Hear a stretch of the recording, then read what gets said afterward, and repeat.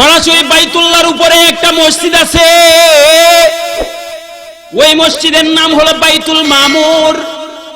ওই বাইতুল মামুরের মধ্যে প্রতিদিন 70,000 ফেরেশতারা তওয়াফ করে। যেই ফেরেশতারা একবার তওয়াফ করবে কিয়ামতের আগে আর তারা আর সিরিয়াল পাবে না। আসসালামু আলাইকুম ওয়া রাহমাতুল্লাহি ওয়া বারাকাতুহু।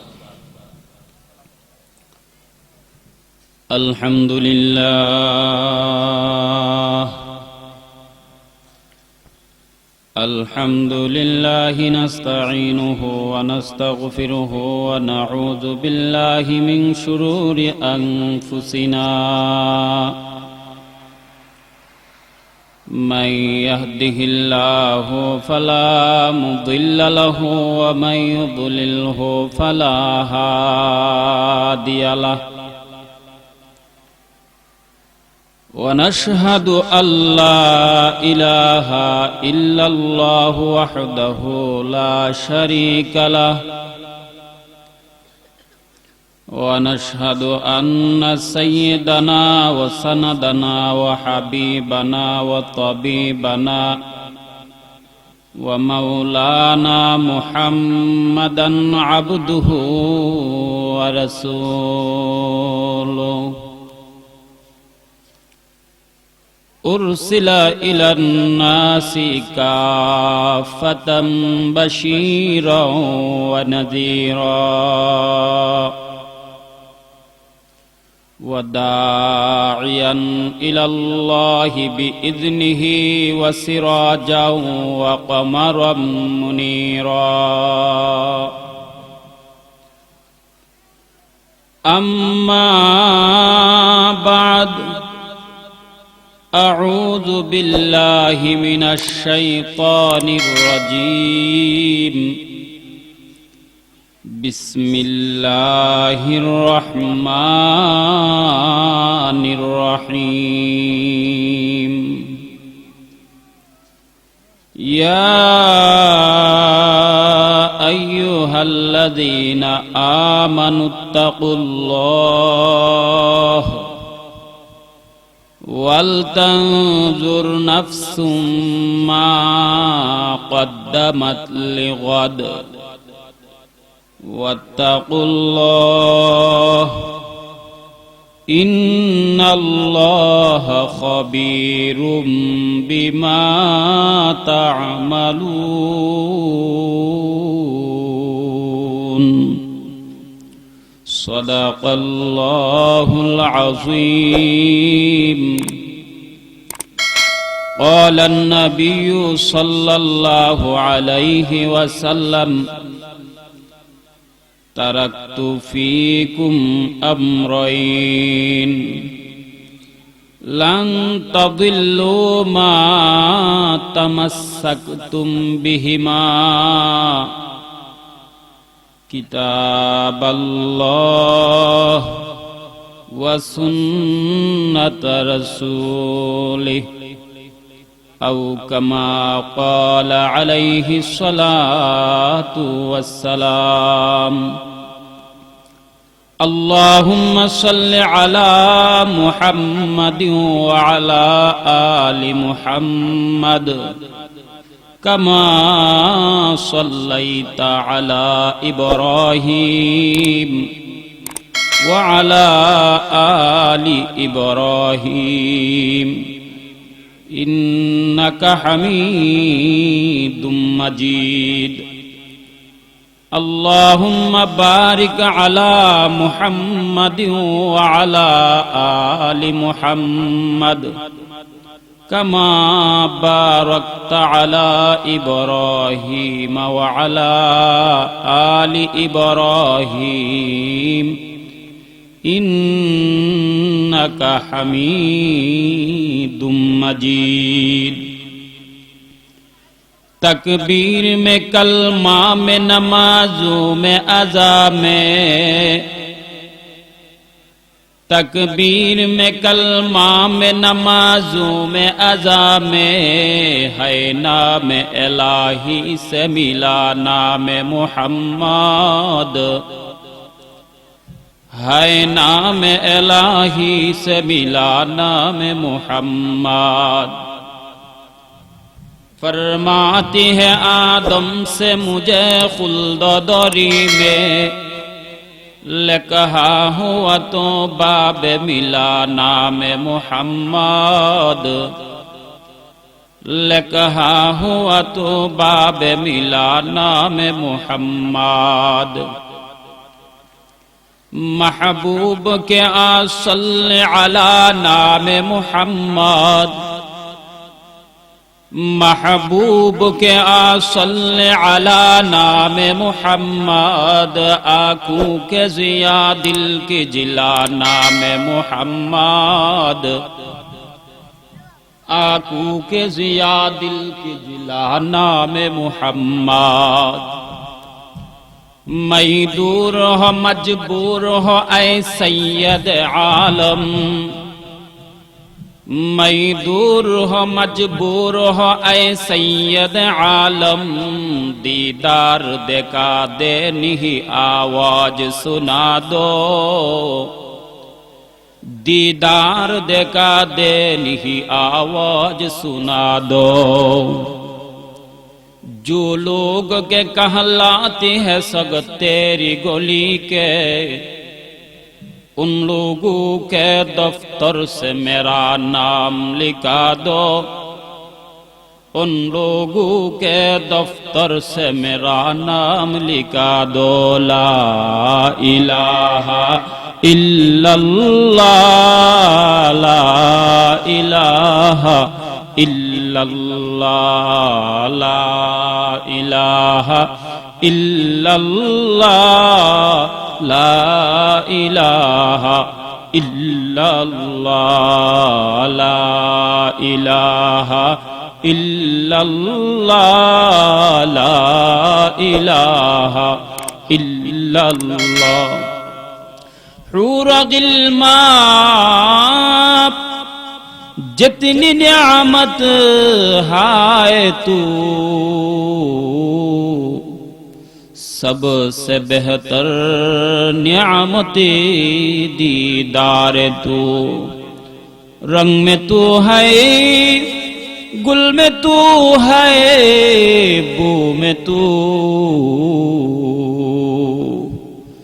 جدار دیکھتا ہو میں تو ہے تو لا الہ الا اللہ لا الہ الا اللہ لا الہ الا اللہ لا الہ الا اللہ محمد رسول اللہ صلی اللہ علیہ وسلم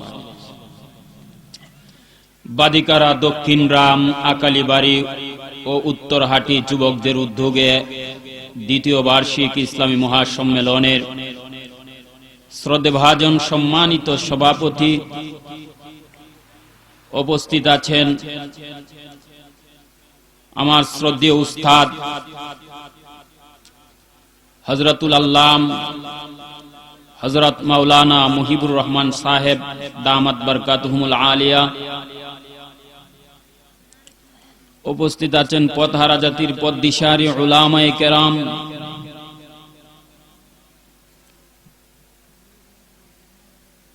মুরব্বিয়ানে ইজাম দিন দরদি ইসলাম প্রিয় মুসলমান ভাইরা পর্দার আড়ালে অবস্থানরত আমার অত্যন্ত শ্রদ্ধেয় মা ও বোনেরা সর্বপ্রথম মহান আল্লাহ পাক রব্বুল আলামিনের কাছে অসংখ্য হাজারোবার শুকরিয়া আদায় করি যে মহান রব্বুল আলামিন আপনাকে আমাকে অত্যন্ত মায়া ও দয়া করে এই প্যান্ডেলের নিচে আসার এবং বসার আমলের নিয়তে কিছু কথা বলা ও শ্রবণ করার মতো তৌফিকটুকু দান করেছেন সেজন্য অন্তরের অন্তরস্থল থেকে কোনো প্রকার কৃপণতা না করে আকাশ বাতাসকে মুখরিত করে উচ্চ কণ্ঠে কালিমাতুশ শুকুর আদায় করি আলহামদুলিল্লাহ। অত্যন্ত খুশির বিষয় আমাদের স্টেজের মধ্যে উলামায়ে কেরামগণ এসেছেন, বিশেষ করে লাখাই থানার উলামা ফাউন্ডেশনের সম্মানিত সভাপতি এবং কওমি উলামা পরিষদের সহসভাপতি হযরত মাওলানা আলী আজম তালুকদার সাহেব উনিও এসেছেন, আরো আমার ভাই উপস্থিত আছেন, আমাদের মুজাহিদ কমিটির কাম অডিটর হযরত মাওলানা মুশতাক সাহেব উনিও উপস্থিত আছেন। যাই হোক, আমাদের স্টেজের মধ্যে উলামায়ে কেরামগণ আছেন, পাশাপাশি আমাদের শ্রোতা মণ্ডলীগণ যারা আছেন, সকলের কাছে আমার একটি আবদার থাকবে, যা কিছু আলোচনা করা হবে মনোযোগ সহকারে শুনতে হবে। রাজি আছি ইনশাআল্লাহ? মনোযোগ সহকারে দিলের কান লাগায়া আলোচনা শোনার চেষ্টা করুন, ইনশাআল্লাহ ফায়দা হবে। আমাদের বিশেষ অতিথি হযরত মাওলানা নুরুল আমিন খান সাহেব রাস্তাতে আছেন, 9টার ভিতরে এসে পৌঁছে যাবেন। এবং আমাদের আবুল কাসেম হাশিমি সাহেব উনিও আমাদেরকে বলেছেন 10:30টার ভিতরে তিনি এসে উপস্থিত হয়ে যাবেন।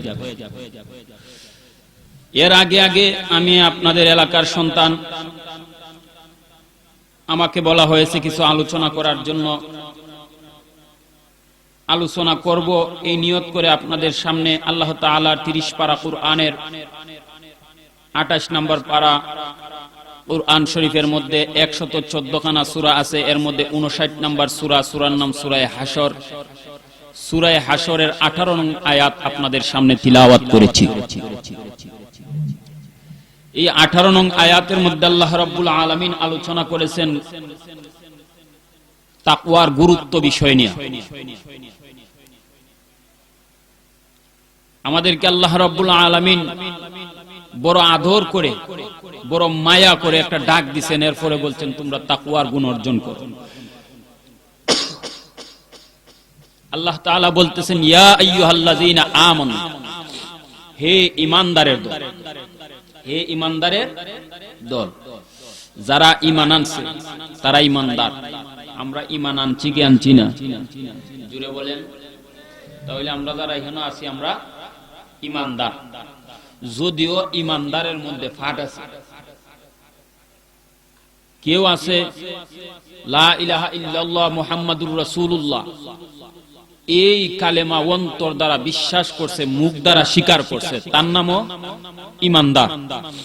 আরেক দল মানুষ আছে লা ইলাহা ইল্লাল্লাহ মুহাম্মাদুর রাসূলুল্লাহ অন্তর দ্বারা বিশ্বাস করছে, মুখ দ্বারা স্বীকার করছে, এবং লা ইলাহা ইল্লাল্লাহ শব্দটি বলার পক্ষ থেকে, আল্লাহর পক্ষ থেকে যেই হক আরোপিত হয় সেই হক আদায় করছে, কইরা ঈমানদার। মুহাম্মাদুর রাসূলুল্লাহ বলার পরে রাসূল সাল্লাল্লাহু আলাইহি ওয়াসাল্লামের পক্ষ থেকে যেই হক উম্মতের উপর আরোপিত হয় তা আদায় কইরা ঈমানদার। কথা বলেন ঠিক কিনা? তাহলে একদল মানুষ আছে হক আদায় কইরা ঈমানদার, আর একদল মানুষ আছে হক না কইরা, জুরে কোন না? তাহলে তো ভালোই হইছে, নামাজ না পড়াও ঈমানদার, রোজা না রাখতেও ঈমানদার। তো যে বেড়া নামাজ পড়ে না হে বুকত তাফা দিয়া কইব হুজুর এ বেড়া নামাজ পড়া কর্তা নাক গাইলো আর রোজা রাখতে কর্তা নাক গাইলো। দেখা গেল আমরা নামাজ না পড়াও ঈমানদার, আর এই বেড়া নামাজ পড়াও ঈমানদার, তো সমান হই। কথা কইনা তো বেড়া বুকের মধ্যে তাফাটা দিব কিতা বেড়া নামাজ না হলে কি দিব? ঈমানটা ঠিক আছে তো না? কয়েকটা ফেস আছে হক আদায় না করলে ঈমানদার কথা ঠিক হয়, কিন্তু একটু ফেস আছে। কেমন ফেস? আমরা এলাকার মধ্যে বিয়া শাদী হয়নি, ইমাম সাহেব বিয়া শাদী কয় এমুকের ছেলে এমুক গ্রামের এত টাকা দেন, মোহর ধার্য করে মুহাম্মদী শরীয়ত অনুযায়ী 2 জন সাক্ষীর উপস্থিতিতে আমার উকালাতির মাধ্যমে আপনাকে বিবাহের প্রস্তাব দিল, বলো বিসমিল্লাহ কবুল। তখন ছেলে ও কয় বিসমিল্লাহ কবুল, মেয়ে ও কয় বিসমিল্লাহ কবুল। কোয়ার পরে এখন বিয়া হয়ে গেছে কানি কথা কনা, বিয়া হইছে না? বিয়া তো হয়ে গেছে গা, লা ইলাহা ইল্লাল্লাহ মুহাম্মাদুর রাসূলুল্লাহ বলার পরে তো ঈমানদার হয়ে গেছে গা। কবুল শব্দ হওয়ার পরে বিয়া হয়ে গেছে গা। বিয়া হওয়ার পরে এখন বউ নিয়া বাড়ি লইয়া গেছে, বা দুই ডেক্কাটা মাইরা বউরে ফেলায় কয় গরজ আজকি দা উঠানো তা আমি ইমাম সাহেবের টান শুধুমাত্র কইছি বিসমিল্লাহ কবুল, তোরে গরজ আগা দিমু এই কথা তো ইমাম সাহেবের টান শিকারাইছি না। খাওয়ানোর সময় খাওয়ান দেনা কয় ইমাম সাহেবের টান গালি কইছি বিসমিল্লাহ কবুল, তোমারে খাওয়ান দিমু এই কথা তো আমি ইমাম সাহেবের টান কইছি না। কাপড় দেওয়ার সময় কাপড় দে না, চিকিৎসার সময় চিকিৎসার টেহা দে না, কোনছেন আপনার টাইম বিসমিল্লাহ কবুল করার পরে বউরে কাপড় দেওয়ান, গড় দেওয়ান, টাকার জায়গা দেওয়ান, এরপরে চিকিৎসার টেহা দেওয়ান, এটা স্বামীর উপরে ওয়াজিব হয় কি হয় না? হয়ে জায়গা এটা স্ত্রীর পাওনা, এটা হক। এখন যদি সেই হক স্ত্রীর, সেই হক স্বামী আদায় না করে, তাহলে আপনাদের কাছে আমি জিজ্ঞাসা করতাম, কোনচান ওই গড়ের মধ্যে বউ থাকার সম্ভাবনা বেশি না যাওয়ার সম্ভাবনা বেশি? আরো জোরে কন্যা দি, আরো জোরে বলেন। যাওয়ার সম্ভাবনা বেশি। কেন? কারণ হইল কবুল শব্দ বলার পরে স্বামীর উপরে যেই হক আরোপিত হয় সেই হক স্ত্রীকে দিছে না। স্ত্রীরা হক না দিলে স্ত্রী যেমন চলে যাওয়ার সম্ভাবনা বেশি, ঠিক তেমন ভাবে লা ইলাহা ইল্লাল্লাহ মুহাম্মাদুর রাসূলুল্লাহ এই শব্দ বলার পরে আল্লাহর পক্ষ থেকে যেই হক আরোপিত হয়, মুহাম্মদ সাল্লাল্লাহু আলাইহি ওয়াসাল্লামের পক্ষ থেকে যেই হক আরোপিত হয়, ওই হক আদায় না করলে মওতের সময় ঈমান চলে যাওয়ার সম্ভাবনা বেশি। কথা বলেন ঠিক কিনা? আল্লাহ বলে ইয়া আইয়ুহাল্লাযীনা আমানু, হে ঈমানদারের দল। আল্লাহ ঈমানদারদেরকে, সকল শ্রেণীর ঈমানদারদেরকে ডাক দিবেন। এখানের মধ্যে যারা নামাজ রোজা পড়ে না ঈমানদাররাও ডাক দিবেন, যারা নামাজ রোজা পড়ে হেরারাও ডাক দিবেন। যখন ঈমান লইয়া যাইতাম না ঈমান থইয়া যাইতাম, খবর কি ঈমান লইয়া যাইতাম না থইয়া যাইতাম? লইয়া যাওয়ার তো ইচ্ছা।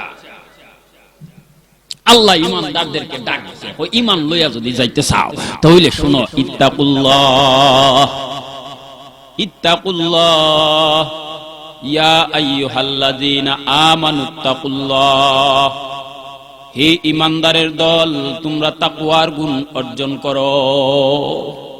আল্লাহ বলে হে ঈমানদারের দল তোমরা কের গুণ অর্জন করো? তাকওয়ার গুণ অর্জন করো। এখন আমাদেরকে বুঝার দরকার হইছে যে আল্লাহ বলছে তাকওয়ার গুণ অর্জন করো। এখন তাকওয়ার গুণ অর্জন করলে আমরা লাভটা কি হইব? 2 নম্বর বিষয় হইল তাকওয়া কাকে বলে, 3 নম্বর বিষয় হইল এই তাকওয়ার গুণ অর্জন করব কিভাবে। কয়টা বিষয় দাঁড়াইলো? জুড়ে বলেন, মুখস্থ করতে হইব। 1 নাম্বার হইল তাকওয়ার গুণ অর্জন করলে আমার লাভটা কি হবে। 2 নাম্বার বিষয় হইল তাকওয়া কাকে বলে। 3 নাম্বার হইল তাকওয়ার গুণ অর্জন করব কিভাবে। এই 3টা বিষয়ের আলোচনা কইরা ওই আল্লাহ যদি দেয় আলোচনা শেষ করব। তাহলে তাকওয়ার গুণ অর্জন করলে আমরা লাভ কি হয়? একটা হইল দুনিয়ার লাভ, আরেকটা হইল আখিরাতের লাভ। আখিরাতেও লাভ আছে, দুনিয়াতেও লাভ আছে। আগে আসেন আখিরাতের লাভটা কি এটা আমরা একটু বুঝি। আল্লাহর ভয় যদি অন্তরে থাকে তাহলে আল্লাহ রাব্বুল আলামিন ওই বান্দা বান্দিকে জাহান্নামের আগুনে না জ্বালায়া মাফ কইরা দিবে। সুবহানাল্লাহ। আরো জোরে। এক ব্যক্তি ইয়াহইয়া ইবনে আকসাম রাহমাতুল্লাহ আলাইহি বড় একজন মুহাদ্দিস, বড় একজন আল্লাহর ওলি ছিলেন। নাম হইল ইয়াহইয়া ইবনে আকসাম। উনি মরবার আগে ছেলে সন্তানদেরকে ডাক দিয়েছে, হে আমার ছেলে সন্তানেরা তোমরা আসো, আমি যদি মইরা যাই তো এক কাজ কইরো, তোমরা আমারে আমার দাড়ির মধ্যে সাদা পাউডার মাইরিয়া আমার দাড়িটারে সাদা কইরা দিয়া দিও, যাতে আমি আল্লাহ রাব্বুল আলামিনের কাছে একটা মাফের উসিলা পাই। ছেলে সন্তান ইয়াহইয়া ইবনে আকসাম যখন মারা গেল তখন তার ছেলেরা তার দাড়ির মধ্যে এই সাদা পাউডার দিয়া দাড়িতে খালা দাড়িতে সাদা বানায় দিয়েছে। উনার নিয়তটা কি তা জানেন? নিয়ত হইল যার দাড়ি সাদা আল্লাহ রাব্বুল আলামিন, হাদিসের মধ্যে আছে যে আল্লাহ রাব্বুল আলামিন যাদের দাড়ি সাদা হয়ে গেছে গা দাড়ি ফাকনা মুরব্বিদেরকে আযাব দিতে লজ্জা পায়। আরো জোরে কইনা দি। ওই তাই ইচ্ছা করলো হইলে আমার দাড়িটারে যদি সাদা বানাইলা তাহলে মাপ পায়া লাগবে, একটা চান্স পাওয়া যাইব। তখন কবরের মধ্যে রাখছে, এমনই 2 জন ফেরেশতা আইছে, এখন মার রব্বুকা, তাই কোন উত্তর দেনা বইরিস, মার রব্বুকা মাতে না, মার রব্বুকা। বুঝছেন নি? ওই তো মার রব্বুকা যখন কইব তোমার রবকে, তখন উত্তর দিব যে রব্বি আল্লাহ, আমার রব হইল আল্লাহ। অথবা কইব হা হা লা আদ্রি, আমি কিচ্ছু জানি না, আমি কিচ্ছু জানি না। দুইটার থেকে একটা কইব, কইরা বইয়া থাকবো, এরকম তো কোনো সিস্টেম নাই। কথা ঠিক কিনা? এখন টাইম দেও করে বই রইছে, এখন তো একটা বিপদ হচ্ছে ফেরেশতারা। আরে ই বেটা হাও হো না নাও হো না, হা কইলে তো আচ্ছা যাক বেটা জান্নাতের ব্যবস্থা করে দেওয়ান, আর যদি না করে তাহলে তো বেটা জাহান্নামের ব্যবস্থা করে দিমু। বেটা হাও হো না নাও হো না, হন বেটারে কিটা করমু? দইয়া গেছে আল্লাহ তাআলার কাছে, আল্লাহ এমন এক বান্দা আইছে, বেটারে কই মার রব্বুকে, বেটা হাত করে বইছে, বেটা হাও হো না নাও হো না। হয় ই বেটারে প্রশ্ন তোরার করার দরকার নাই, আমি আল্লাহ। আরো আসতে কোন সুবহানাল্লাহ, আমি আল্লাহ। আল্লাহ তাআলা জিগা, হে আমার বান্দা, তোমারে আমার ফেরেশতারা প্রশ্ন করছে মার রব্বুকা, তুমি হাও হও না নাও হও না, এটা কারণ কি?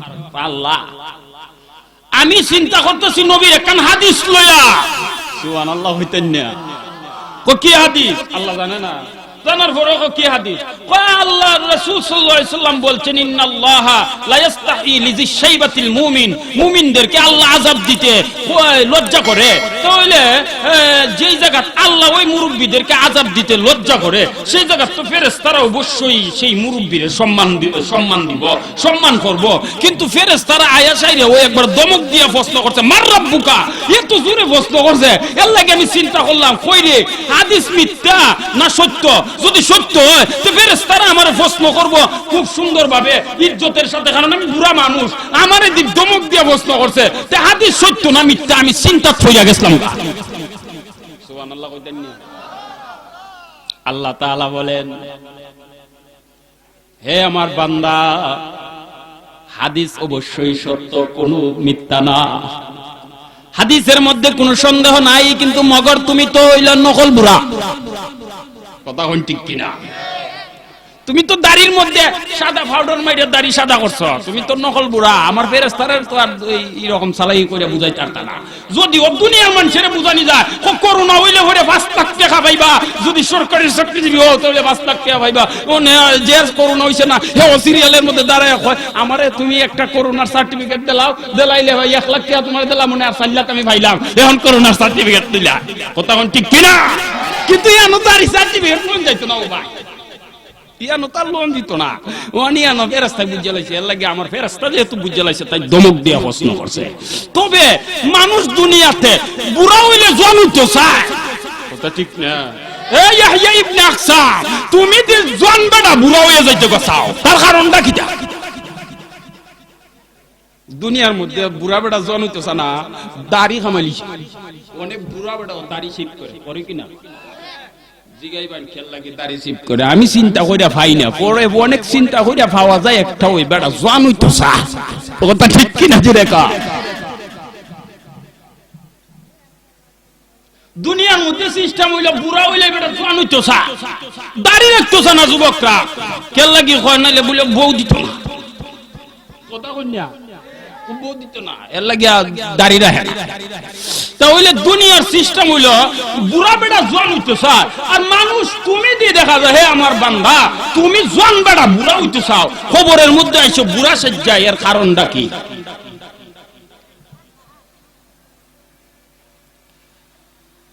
আল্লাহ আল্লাহর বান্দা চোখের পানিগুলো ছাইরা দিয়া কান্দা দিছে, কান্দে আর বলে আল্লাহ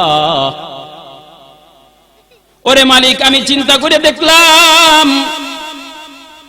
তেমন কোন আমল আমি করতে পারি নাই যে আমল তোমার দরবারে আমি দেখাবো ও মালিক।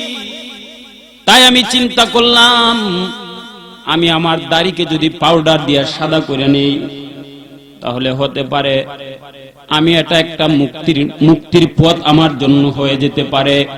তাই রব্বে কারিম তোমার ভয়ে তোমার ডরে আমি দাড়ির মধ্যে এরকম পাউডার মারছি। আল্লাহ বলে বান্দা তুমি যেহেতু আমি মালিক রে ডরাইছো, যাও যাও তোমারে মাফ করে জান্নাত দিয়া দিলাম। হাদিসের মধ্যে ঘটনা, বনি ইসরাইলের একটা ঘটনা। বনি ইসরাইলের এক ব্যক্তি, রাসূলুল্লাহ সাল্লাল্লাহু আলাইহি সাল্লাম বলছেন, বুখারী শরীফের মধ্যে ঘটনা আছে, সে বলল যখন মারা যাইবার কয়েকদিন আগে সন্তানাদিদেরকে বলতেছে, হে আমার সন্তানেরা, আমি যদি মইরা যাই তাহলে আমার লাশটাকে দাফন না কইরা আগুন দিয়া ফুরবাই, ফুইরা ছাই কইরা এই সালিগুলারে তিনটা ভাগ করবাই, এক ভাগ পাহাড়, এক ভাগ সারবাই তোমরা এই পানি, আরেক ভাগ বাতাসের মধ্যে উড়াইয়া দিলাই, তিন ভাগ তিনখান। আল্লাহর বান্দা যখন দুনিয়া হইতে বিদায় হয়ে গেল, সন্তানেরা তার লাশ পুড়িয়া সালিগুলাকে তিনটা ভাগ করে, এক ভাগ সালি বাতাসে, আর এক ভাগ সালি পাহাড়ে, আর এক ভাগ সালি পানিতে ছাইরা দিল। তিন জায়গার সালি একত্রিত করে পূর্ণাঙ্গ আবার একটা পূর্ণাঙ্গ মানুষ বানানোর ক্ষমতা আল্লাহর আছে না না? আল্লাহ তাআলা ডাক দিয়া বলে, হে বাতাসের সালি তুমি, হে পানির সালি এবং বাতাসের সালি, পাহাড়ের ছাইগুলা তোমরা একত্রিত হয়ে যাও। সবাই একত্রিত হয়ে গেল, পূর্ণাঙ্গ মানুষ হয়ে যাও। পূর্ণাঙ্গ মানুষ হয়ে গেল। আল্লাহ তাআলা জিজ্ঞাসা করে, বান্দা হে, তুমি তোমার সন্তানাদিদেরকে কেন এ ধরনের ওসিয়ত করলা? আল্লাহর বান্দা চোখের পানি ছেড়ে দিয়া বলে, ওরে মালিক, আমি চিন্তা করে দেখলাম আমার মতো নালায়েক আর আমার মতো গুনাহগার সারা পৃথিবীতে আর কেউ নাই। ও মালিক, তোমার ভয়ে, তোমার ডরে আমি এই ধরনের কাজ করেছি। আল্লাহ তাআলা ডাক দিয়া বলে, ও বান্দা, যেহেতু আমি মালিককে তুমি ডরাইছো, ভয় করছো, ও বান্দা, যেই বান্দাটা আমি আল্লাহকে ভয় করে তারে জাহান্নামের আগুনে জ্বালানোর ইচ্ছা আমি মালিকের নাই, যাও যাও, আমি আল্লাহ তোমাকে মাফ কইরা দিলাম। তাহলে কি বোঝা গেল? যে যদি আল্লাহর ভয় অন্তরে থাকে তাহলে দুনিয়াতে কি বলছিলাম যে আখিরাতেরটা বলবো আগে, এবার আসেন আমরা দুনিয়াটা। দুনিয়াতে যদি আল্লাহর ভয় থাকে, যে একদিন আল্লাহর বিচারের কাঠগড়ায় দাঁড়াইয়া আমাকে সমস্ত কিছুর হিসাব দিতে হবে, আল্লাহর দরবারে আমাকে যেতে হবে, এই ভয়টা যদি অন্তরের মধ্যে সব সময় থাকে, তাহলে সে কোনোদিন চুরি করতে পারে না, সে কোনোদিন ঘুষ খাইতে পারে না, সে কোনোদিন দুর্নীতি করতে পারে না, সে কোনোদিন ইফতিজিং করতে পারে না, সে কোনোদিন নারী নির্যাতন করতে পারে না। এক কথা, আল্লাহ তাআলার বিরুদ্ধাচরণ সে করতে পারবে না। কথা বলেন ঠিক কি না? আল্লাহর ভয় যদি অন্তরে। খলিফাতুল মুসলিমিন হযরত উমর রাদিয়াল্লাহু তাআলা আনহুর যুগে দুধের মধ্যে পানি মিশানো নিষেধ ছিল। এখন হযরত উমর রাদিয়াল্লাহু তাআলা আনহু রাতের বেলায় আবার প্রজাদের অবস্থা দেখার জন্য রাস্তা দিয়া একলা একলা আসা। আমরা বর্তমানে এমপিরাও রাস্তা দিয়া একলা একলা আডার আর কোন সুযোগ জোরে কন্যা দি। হযরত উমর রাদিয়াল্লাহু তাআলা আনহু রাস্তা দিয়ে আধা পৃথিবীর বাদশা হইয়া রাস্তা দিয়া একলা একলা আডে, কোনো ডর নাই, কোনো ভয় নাই। কেন? কারণ আমি তো কাহারও হক নষ্ট করি নাই, সুতরাং কেউ আমারে টান দিয়া দইরা কয়েকটা ঘুষি দিলাইব এরকম ভয় নাই। কিন্তু আমরার দেশের অনেক এমপি, অনেক মন্ত্রী, অনেকেরই এরকম চিন্তাধারা আছে যে আমি তো অনেক সময় রাস্তার টাকা মাইরা দিছি, অনেক সময় জনগণের টাকা মাইরা দিছি, অতএব আমি যদি পুলিশ ছাড়া, আমি যদি রেপ ছাড়া, আমি আমার গাড়ি লইয়া যাই, সামনে পিছনের জনতা ছাড়া যদি আমি সামনে দিয়া যাই, যেসব সময় আমার গাড়ির থেকে আটকায়া টান মাইরা লামায়া হয় একটা ঘুষি দেলাই তারে। কথা বলেন ঠিক কিনা?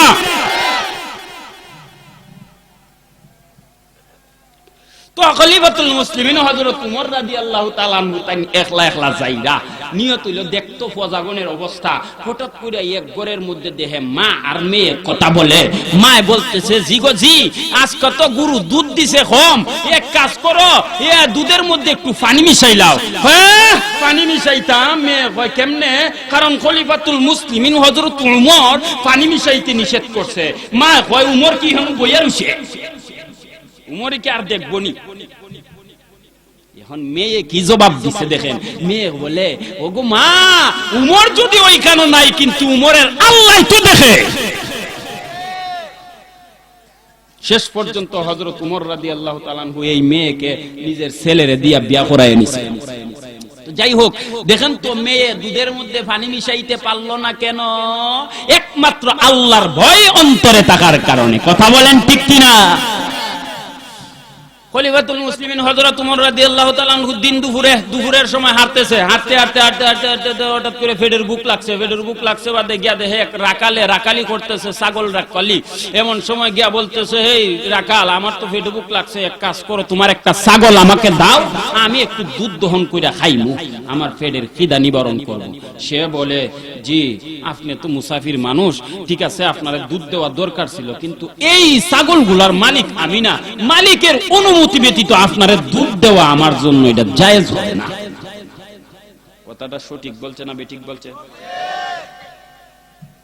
উমর রাদিয়াল্লাহু তাআলা চিন্তা করলো বিষয়টা তো সঠিক বলছে, তাহলে তারে আরো একটু পরীক্ষা করে দেখার দরকার, সে কি সত্যিকারেই আল্লাহর ভয় তার অন্তরে আছে কিনা।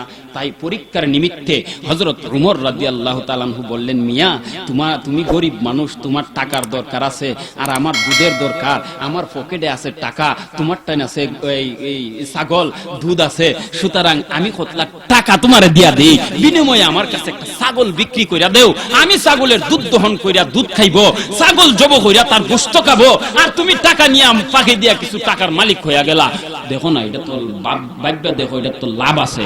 সে বলে, এটা তো সুন্দর একটা পরামর্শই দিছুন, কিন্তু যদি আমার মালিকে আমাকে প্রশ্ন করে যে একটা ছাগল কম কেড়ে রে, তখন আমি কি জবাব দিব? বললে তখন হযরত উমর বললেন, তুমি বলবা যে আমার একটা ছাগল এই বাঘে আক্রমণ কইরা একটা ছাগল খাইয়া লাইছে। সুন্দর পরামর্শ, তবে আরেকটা উত্তর আমার দেয়া যায়। কি উত্তর? হাসরের দিন আল্লাহর বিচারের কাঠগড়ায় যখন আমি দাঁড়াবো, তখন আল্লাহ যদি আমাকে বলে, এই মালিকের একটা ছাগল কি করছিলে, তখন আমি আল্লাহকে কি জবাব দিব, সেই জবাবটা আমাকে শিখাই দিয়া যাবে। আরো জোরে কোন, আমাকে বলেন, ছাগলের মধ্যে বাটফারিটা কেন করতে পারলো না? কারবো? আরো জোরে বলেন, দুধের মধ্যে পানি মিশাইতে পারলো না, খারব? তাহলে আল্লাহর ভয় থাকলে ইহানো পুলিশ লাগে না, আর্মি লাগে না, বিডিআর লাগে না, এরপরেও দেখা যায় আল্লাহর ভয় থাকলে চুরি বন্ধ হয়ে যায়, ইফতিজিং বন্ধ হয়ে যায়, নারী নির্যাতন বন্ধ হয়ে যায়। এই জন্য উলামায়ে কেরাম বলে, যদি আল্লাহর ভয় প্রতিটা যুবকের অন্তরে ঢুকানো যায়, তাহলে চুরি বন্ধ হবে, নারী নির্যাতন বন্ধ হবে, ইফতিজিং বন্ধ হবে। আর যদি আল্লাহর ভয় অন্তরে ঢুকানো না যায়, তাহলে শত পুলিশ দিয়া, আর্মি দিয়া, বিডিআর দিয়া এদেশের নারী নির্যাতন বন্ধ করা সম্ভব নয়, এদেশের ইফতিজিং বন্ধ করা সম্ভব নয়, এদেশের চুরি বন্ধ করা সম্ভব নয়। কথা বলেন ঠিক কিনা? তাহলে আল্লাহর ভয় একমাত্র অন্তরে থাকলেই এইগুলা দূর করা সম্ভব। আর এই কাজটাই উলামায়ে হক এই কাজটাই করে। ওয়াজের মাধ্যমে প্রতিটা যুবক, প্রতিটা মুরব্বির অন্তরে আল্লাহর ভয় ঢুকানোর জন্যই ওয়াজ মাহফিল করে। এই ওয়াজ মাহফিলের দ্বারা এই যুবকদের অন্তরে যে আল্লাহর ভয় সৃষ্টি হইছে, এই জন্যই এই ওয়াজ মাহফিল হওয়ার কারণেই অনেক ক্ষেত্রে দেখা যায় নারী নির্যাতন কম হইতেছে, চুরি কম হইতেছে, ডাকাতি কম হইতেছে। যদি ওয়াজ মাহফিল বন্ধ হয়ে যায়, তাহলে আল্লাহর কসমকে বলতে পারি, এদেশের চুরি আরো বাড়বে, ডাকাতি আরো বাড়বে, ইফতিজিং আরো বাড়বে, নারী নির্যাতন আরো বাড়বে। কথা বলেন ঠিক কিনা? তাহলে আল্লাহর ভয় অন্তরে ঢুকানোর জন্য আল্লাহ বলছেন ইত্তাকুল্লাহ, আল্লাহর ভয় অন্তরে ঢুকাও। ঢুকাইলে লাভ কি? প্রথম প্রশ্ন বলছিলাম, আল্লাহর যদি তাকওয়ার গুণ অর্জন করো, লাভটা কি? আখিরাতে মুক্তি, দুনিয়াতে শান্তি। যখন চুরি হইতো না, নারী নির্যাতন হবে না, ইফতিজিং হবে না, তখন দুনিয়াতে শান্তি আর শান্তি। রাস্তার টাকা মাইরা খাইতো না। কথা বলেন ঠিক কিনা? রাস্তার জন্য 2 লাখ টাকা আসবে, 2 লাখ টাকাই রাস্তার মধ্যে লাগানো হবে। আর যদি আল্লাহর ভয় না থাকে, তাহলে রাস্তার জন্য 1 কোটি টাকা আসবে, 10 লাখ টাকা রাস্তার কাজে ব্যয় করবে, বাকি 90 লাখ পেটের মধ্যে ঢুকায় তো রাখবে। কারণ আল্লাহর ভয় যদি না থাকে, আল্লাহর ভয় না থাকলে এরকম। আমাদের এই ফুলবাড়িয়ার মাওলানা আবু বকর সাহেব উনার একটি ঘটনা আমি শুনছিলাম, উনি উনার মরার পরে যখন সেই এলাকাতে আমি ইমামতি করি তখন বলল যে এখানের মধ্যে একটা ফুল বানানোর জন্য, ওই যে ফুল বাইরে যাইতে যে ফুলটা উঠে, এই ফুলটা বানানোর জন্য উনাকে যখন সরকার থেকে টাকা দেওয়া হয়েছিল তখন যেই টাকা আসছিল ওই টাকা খরচ করে 10,000 টাকা উবৃত রয়ে গেছে। ওই 10,000 টাকা আবার ফান্ডের মধ্যে, সরকারি ফান্ডের মধ্যে জমা দিছে। কেন? হয় আল্লাহর ভয় আছে। কথা বলেন ঠিক কিনা? তো দুনিয়াতে শান্তি, আখিরাতে মুক্তি একমাত্র পথ হইল তাকওয়ার গুণ অর্জন করলে। এই জন্য আল্লাহ বলেন ইত্তাকুল্লাহ, আল্লাহকে ভয় করো, আল্লাহর গুণ তাকওয়ার গুণ অর্জন করো, তাহলে দুনিয়াতে শান্তিতে থাকবা, আখিরাতে মুক্তি পাইবা। এখন আসেন তাকওয়া কাকে বলে? তাকওয়া কাকে বলে এটা আগে বুঝি। তাকওয়া শব্দের অর্থ, আবিধানিক অর্থ হলো বেঁচে থাকা। বেঁচে থাকা কোথায় থেকে বেঁচে থাকা? পারিভাষিক ভাবে বলা হয় আল্লাহ তাআলার নির্ধারিত সীমা অতিক্রম করা থেকে বেঁচে থাকার নাম হলো তাকওয়া। আল্লাহর নির্ধারিত সীমা কি? অর্থাৎ আল্লাহ তাআলা যা আদেশ করেছেন তা পালন করা, যা নিষেধ করেছেন তা বর্জন করা। আল্লাহর আদেশগুলা সঠিকভাবে পালন করা, যা নিষেধ করেছেন তা বর্জন করা। আল্লাহর রাসূল যা আদেশ করেছেন তা পালন করা, যা নিষেধ করেছেন তা বর্জন করার নাম হইল তাকওয়া। তাহলে আল্লাহর আদেশ মানা, আল্লাহর নিষেধগুলা বর্জন করার নাম যদি হয় তাকওয়া, এই তাকওয়ার গুণ অর্জন করা বড় কঠিন, বড়ই কঠিন, সহজ কোনো বিষয় না। বড় কঠিন না? আল্লাহও জানে এইটা যে কঠিন। আল্লাহ তাআলা জানে দীক্ষা, আল্লাহ তাআলা এই তাকওয়ার গুণ অর্জন করতে পারবো কোন পন্থা অবলম্বন করলে, বান্দা বান্দির জন্য কোন কোন পন্থা অবলম্বন করলে সহজ হবে। আল্লাহ তাআলা কুরআনের বিভিন্ন আয়াতে, বিভিন্ন জায়গায়, বিভিন্ন ভাবে ওয়াজ করেছেন। এই কয়েকটা ওয়াজ আপনাদের সামনে বলবো যে আল্লাহ তাআলা কিভাবে আমাদেরকে তাকওয়ার গুণ অর্জন করার জন্য বলছেন। এই তাকওয়ার গুণটা অর্জন করব কিভাবে, কিভাবে অর্জন করব, এই কথাটা একটু আমরা বুঝি। তো আল্লাহ তাআলাকে আমাদেরকে কি করতে হবে? ভয় করতে হবে। কথা বলেন ঠিক কিনা? আল্লাহর বিচারের কাঠগড়ায় দাঁড়াইয়া আমাকে হিসাব দেওয়া লাগবে, এই চিন্তাটা সব সময় আমাকে করা লাগবে। আল্লাহ তাআলাকে কেন ভয় করব? কোন কারণে ভয় করব?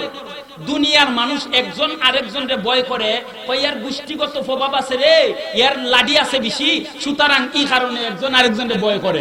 আবার দেখা যায় যদি সেনাবাহিনী বেশি থাকে, অস্ত্র বেশি থাকে, তাহলেও ভয় করে। কথা বলেন ঠিক কিনা? দুই কারণে ভয় করে, একটা হইলো অস্ত্র বেশি থাকলে ভয় করে, আরেকটা হইলো যদি সৈন্যবাহিনী বেশি থাকে তাহলে ভয় করে। কথা বলেন ঠিক কিনা? আল্লাহ তোমার যে ভয় করতাম, তোমার সৈন্যবাহিনী আসেনি, অস্ত্র আসেনি। আল্লাহ কয় আমার অস্ত্রের অভাব নাই, আমার সেনাবাহিনীর অভাব নাই। সুবহানাল্লাহ বলেন না? অস্ত্রের অভাব নাই, সেনাবাহিনীর অভাব নাই। तमाम পৃথিবীতে আসমানের নিচে, এরপরে জমিনের উপরে, জমিনের নিচে আরো আল্লাহর যত সৃষ্টিজীব আছে, সব সৃষ্টিজীব হইল আল্লাহর অস্ত্র। সুবহানাল্লাহ কইতেন না? আল্লাহ তাআলার অস্ত্র, মশাটাও আল্লাহর অস্ত্র, পানিও আল্লাহর অস্ত্র, আগুনও আল্লাহর অস্ত্র, এক কথা বাতাসও আল্লাহর অস্ত্র, যা কিছু আছে সব কিছু আল্লাহ তাআলার অস্ত্র। এক এক সময় এক এক জনের সাথে আল্লাহ তাআলা যুদ্ধ করেছে। নমরুদ যখন বলেছিল আমি আল্লাহ, সব চাইতে বড় আল্লাহ আমি, ইব্রাহিম তোমার আল্লাহর সাথে আমার যুদ্ধ ঘোষণা, তখন কিন্তু আল্লাহ রাব্বুল আলামিন তার সাথে যুদ্ধ করেছিল, শুধুমাত্র একটা অস্ত্র ফাটাইছে, তার নাম হইল মশা। কথা বলেন ঠিক কিনা? আল্লাহ তাআলা শুধু একটা অস্ত্র ফাটাইছে, এই অস্ত্রের সাথে কোনো সেনাবাহিনী দেওয়া লাগছে না, কোনো মানুষ লাগছে না। আল্লাহ তাআলা মশা ফাটাইছে, আর আয়া সাইডে খামরাইয়া দসাই লিছে, জায়গায় সব শেষ। আর লেংরা একটা মশা কল লাগো, আমি কি তা করতাম? কই এক কাজ কর, ফেরাও ওই নমরুদের নাহের ভিতরে থেকে ঢুক। নাকের ভিতরে ঢুকছে, ঢুকার পরে মাথার মধ্যে মগজ বইয়া কুট করে হামুর দে, কই রে শেষ রে, আমি শেষ রে, তাড়াতাড়ি এক কাজ কর, দুইজন মানুষ আনরে, ও কিতা করন যায়, ও জুতাটা বাড়ি দে, জুতাটা বাড়ি দে, জুতাটা বাড়ি দে মাথা, এখন কিছু ঠান্ডা হয়, আবার যখন জুতার বাড়ি বন্ধ হয় আবার দেখা যায় আবার টুক করে খাম মারে, তখন কয় আবার জুতাটা বাড়ি দে। এখন একজনে কি আনাতে খায় জুতাটা বাইরেইব। এই চাকরির জন্য দুইজন মানুষ নির্ধারণ করছে, বেতনদারি দুইজন মানুষ বেতন দিয়া রাখছে, তারা খালি জুতাটা বাইরেই। তো আল্লাহ কয় শুন, নিজেরা আল্লাহ দাবি করছস, আমার উপরে বাড়াবাড়ি করছস, ইসলামের উপরে বাড়াবাড়ি করছস, এই জন্য জুতার বাড়ি মানুষ খায় মাগনা, আর তুই টাকা দা কিনা খাওয়ান লাগবো। কথা বলেন না ঠিক কিনা? জুতার বাড়ি খাইছে কিন্না, কি রকম কেলা আল্লাহ কেলায়। এরপরে জুতার বাড়ি খাইছে কিন্না, খাইছে বেতনদারি মানুষ দিয়া জুতার বাড়ি খায়। এর চাইতে নাফরমানি, এর চাইতে বেইজ্জতি অপমানি আর কিচ্ছু হইতে পারে? আল্লাহ মশা দিয়া তার সাথে যুদ্ধ করছে। ফেরাউনে এ নিজের কয় আনা রব্বুকুমুল আলা, সবচাইতে বড় আল্লাহ হইলাম আমি, আমার চাইতে বড় আল্লাহ আবার কেডা? তখন আল্লাহ তাআলা কয় তুই এর লগে একটা যুদ্ধ কইরা লাই। যুদ্ধ করছে কারে দিয়া? পানি দিয়া তার সাথে যুদ্ধ করছে। হ্যাঁ, যখন মুসা আলাইহিস সালাম এই নীল নদের কাছে গেছে, যাওয়ার পরে আল্লাহর কয় আল্লাহ পিছন দিক দিয়া দেখা যায় ফেরাউন, সামনে দিয়া দেখা যায় নীল নদ। ওরে মালিক, এখন আমি কি করতাম? মুসার সঙ্গীরা বলতেছে ও মুসা একটা পথ তাড়াতাড়ি বাইর করো, পিছনে ফেরাউনের বাহিনী, সামনে দামরার নদী, সামনে চাপ দিলে মরি আর পিছনে দিলে ফেরাউনের অস্ত্রের হাতে মরি, ওখান কোন দিকে যাইতাম? এমন সময় মুসা পয়গম্বর বলে এই মিয়া ডরাইও না, আল্লাহ আমাদের সাথে আছে, আল্লাহ আমাদের সাথে আছে। আমাদের ডানে শত্রু বামে শত্রু, ওই ডানে হইলো ভারত, বামেও ভারত, সামনেও ভারত, পিছনেও ভারত। হাইরে আমরা কিতা করমু রে? ডরাইস না রে, ডরাইস না রে। উলামায়ে কেরাম বলে ডরাইস না, ডাইনে ভারত থাকতে পারে, বামে ভারত থাকতে পারে, সামনে ভারত থাকতে পারে, পিছনে ভারত থাকতে পারে, কিন্তু আল্লাহ আমাদের সাথে আছে। কথা বলেন ঠিক কিনা? ওইটাই ঈমান, ওইটাই ঈমান। আল্লাহ ব্যবস্থাটা কেমনে করছে? এক কাজ করো, বাড়ি দাও, পানির মধ্যে বাড়ি দাও। পানির বাড়ি দিছে, পানির মধ্যে রাস্তা হয়ে গেছে। মুসা আলাইহিস সালাম দল বল নিয়ে রাস্তাটা চইলা গেছে। ফেরাউন আয়া সাইরা ইয়ানো শাড়ের কলারটাতে একটা টান দিয়া কই দেখছস নি আমি দে আল্লাহগিরি কই এমনই কই নিবি, আমি আওয়ার আগে ওই দেখ রাস্তা হয়ে গেছে। আল্লাহ কি বাবা করে কেডা না মরে কেডা? এমনি রওনা হইছে। আধা হতে যাওয়ার পরে আল্লাহ তাআলা ডাক দিয়া বলে হে পানি, কার অর্ডারে তুমি দুই ভাগ হয়েছো? পানি বলে ওরে মালিক তোমার অর্ডারে দুই ভাগ হইলাম। আল্লাহ বলে এখন আমার অর্ডারে আবার তুমি একত্রিত হয়ে যাও। পানি আবার একত্রিত হয়ে গেল। এখন ফেরাউন পানির মধ্যে সুবা খাইয়া মরে। এমন সময় কয় আমি আল্লাহ না, আমি আল্লাহ না, মুসার আল্লাহ ওই আসল আল্লাহ। আমি আল্লাহ না, আমি আল্লাহ না, মুসার আল্লাহ ওই আসল আল্লাহ। এমন সময় জিবরাইল আলাইহিস সালাম একটা কাগজ ধইরা কয় এটা কার হাতের লেখা রে বো? কয় এইটা দিয়ে আমার হাতের লেখা। ঘুমাই গেছেন গা। ইডা আবার কি কাগজটাতে দেখাইলো? ইডা হইলো এই সবাই মিললা নীল নদীর পানি যখন কমিয়া গেছে গা, না পানি না, এখন কেট খামার করতো কেমনে, কৃষি কেট করতো কিভাবে? উগলে মিললা কয় ও গো ফেরাউন, তোমারে আমরা বুট দিয়া আল্লাহগিরিত পাস করাইছি, এখন আপনি তৈলেন আমরা আল্লাহ। এক কাজ করেন, এখন আমরা বৃষ্টি দেন, আর নাইলে আমরা নীল নদীর পানি দেন, আর নাইলে আমরা তো কৃষি কাজ করতে পারতাম না, এখন আমরা বিপদ হচ্ছি, আপনারা তো আমরা আল্লাহগিরিত পাস করাইছি। ওখানে কয় আচ্ছা যাও, আগামী কালকে আমি একটা পানির ব্যবস্থা করবো না, তোমরা যাও গা। এখন হে কি পানির ব্যবস্থা কইরা দিতে পারবো? কইরা দেওয়ার মালিক কে? আল্লাহ। এখন হে একটা ঘোড়া লইয়া দুইজন মানুষ লইয়া জঙ্গলার মধ্যে গেছে। তোরা এখন দাঁড়া, আমি একটু সামনে যাই। জঙ্গলের ভিতরে গিয়ে ওই সেজদাত কইরা কয় ওরে মালিক আমি জানি তুমি আল্লাহ ছাড়া আর কোনো আল্লাহ নাই, কিন্তু এরপর দুনিয়ার মানুষ আমার আল্লাহ ডাকলে আমার খুব ভালো লাগে, খুব মজা লাগে। তো দুনিয়াতে আমার আল্লাহগিরিটা ঠিক রাখো, আর আখিরাতে যত ভালো জ্বালাই লইও। নাউজুবিল্লাহ কইতেন না? আল্লাহ কত যা বৃষ্টি দিলাম আর নীল নদীর মধ্যে পানি দিয়ে দিছে আর ফেরাও জিব্রাইল আলাইহিস সালামকে মানুষের বেশে আল্লাহ পাঠাই দিছে, পাঠাই দিয়া যাও গিয়া তুমি বলো একজন গোলাম আছে, এই গোলাম রে আল্লাহ খুব মায়া করছে, মায়া কইরা এই গোলামটাকে আল্লাহ রাব্বুল আলামিন তারে বাদশাহী পর্যন্ত দিছে, এই গোলামটারে এত আদর করছে, এত নিয়ামত দিছে, এত আদর উদর করে, কিন্তু গোলামটা সব সময় মালিকের অবাধ্য হইয়া চলে, মালিকের অবাধ্য হইয়া চলে। এই রকম গোলামের বিচারটা কি রকম হওয়া দরকার এটাকে তুমি ফেরাউনের কাছে জানাও।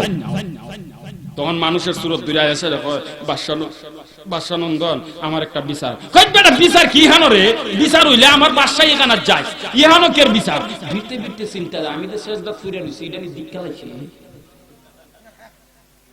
তখন হয় চোখ যখন এমনি ঘুরাইছে, এখন দেখে নীল নদীর পানি একবারে বইরে গেছে, নীল নদীর পানি কি হয়ে গেছে বইরা গেছে। এখন ভিতর খুশি না খুশিটা যে হে আমার আল্লাহগিরি ঠিক থাকবো, অসুবিধা নাই, খুশির টেলায় তোর বিচার কিতা কইলা আমি হেনুই কইরালাম।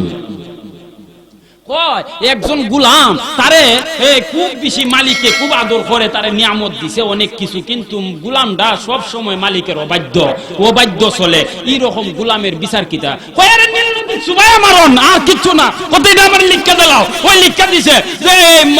মালিকের অবাধ্য যদি হয় এইরকম গোলাম রে নীল নদীর সুবাই মারন, ওই নীল নদীর সুবা খা আমি আল্লাহ না, আমি আল্লাহ না, মুসার আল্লাহ ওই আল্লাহ।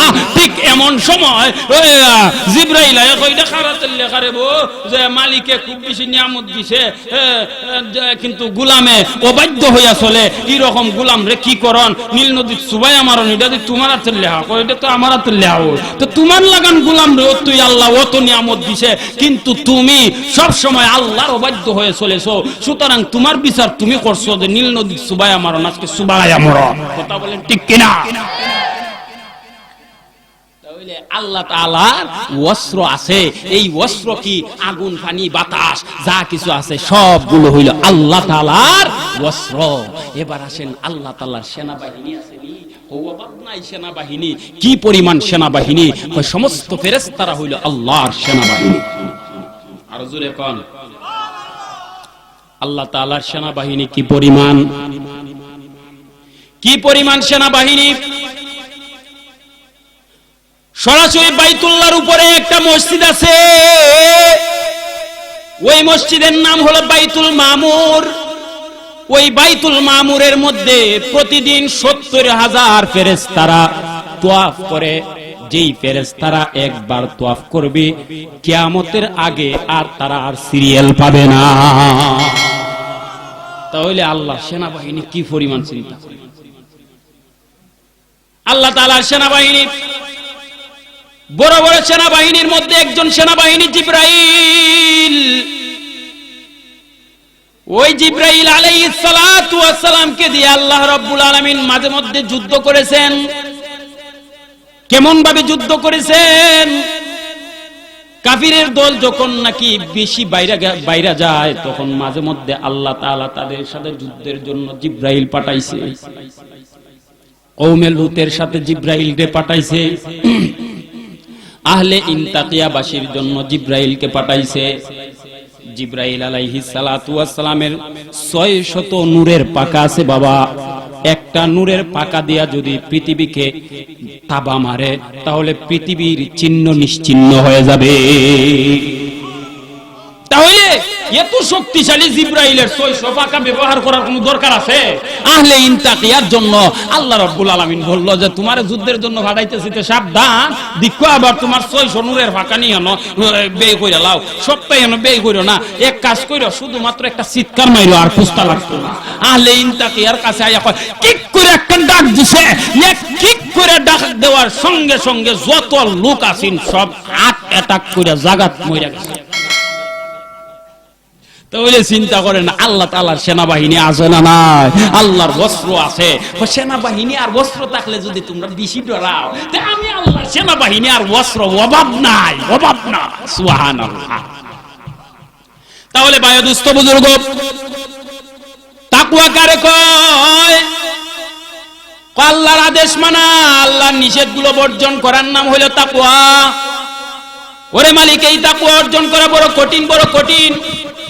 আল্লাহ বলে, ও বান্দা, এই গুণ অর্জন করা বড় কঠিন, তবে যদি সহজ করবার চাও তাহলে কয়েকটা কাজ করবা। এর মধ্যে একটা কাজ হইল, ইয়া আইয়ুহাল্লাযীনা আমানুত্তাকুল্লাহ ওয়া কুলু কাওলান সাদীদা।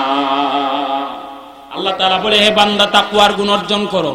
তবে তাকওয়ার গুণ অর্জন করা বড় কঠিন। যদি সহজ করবার চাও তাহলে তোমার জিহ্বাটারে ঠিক করে ফেলাও। এই জিহ্বা দিয়া চুরি করো না, এই জিহ্বা দিয়া তুমি চুগলখড়ি করো না, এই জিহ্বা দিয়া গালিগালাজ করো না, এই জিহ্বা দিয়া গীবত করো না, এই জিহ্বা দিয়া মিথ্যা কথা বলিও না, এই জিহ্বা দিয়া কটু কথা বলিও না। কথা হলে বলবো কি? আল্লাহ বলেন, ওয়াকুলু কাওলান সাদীদা।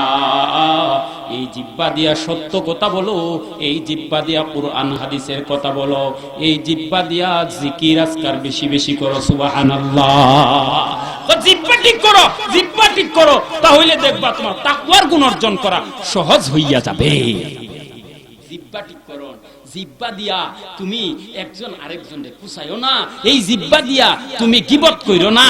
তবে মাঝে মধ্যে গীবত করা ওয়াজিব, কোন সময় গীবত করা হারাম, আর কোন সময় গীবত করা ওয়াজিব। এই কথাটা বুঝে না দীক্ষা ওই জনগণে অনেক সময় হয়, হুজুর হইয়া এক হুজুর আর এক হুজুরের বদনাম করে।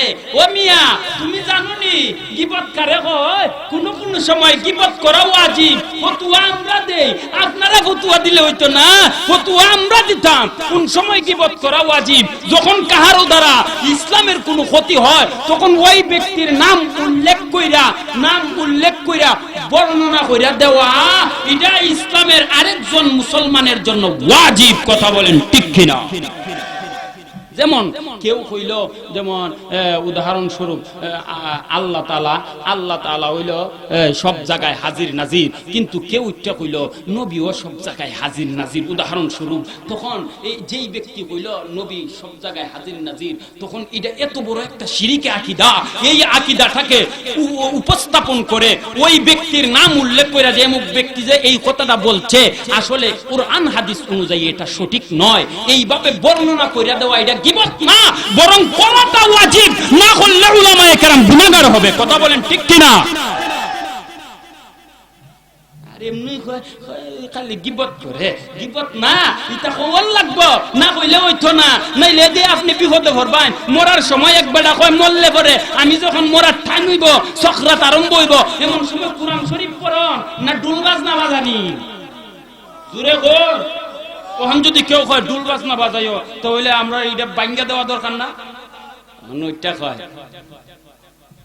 আমার মরণ কালে ডুল বাঁশি বাজাইও দরবারি ভাই, মরণ কালে ডুল বাঁশি বাজাইও।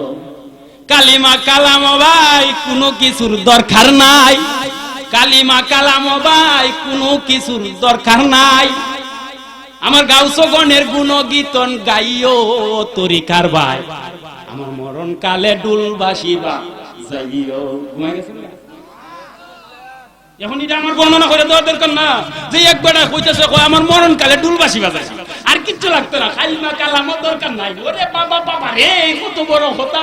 মানুষ কয় একজনে কয় কালিমা কালাম পড়ো, নামাজ আমার কাছে কোরআন শরীফ পড়ো, সূরা ইয়াসিন তেলাওয়াত কইরা, হ্যাঁ কয় কালিমা কালাম ভাই কোনো কিছুর দরকার নাই।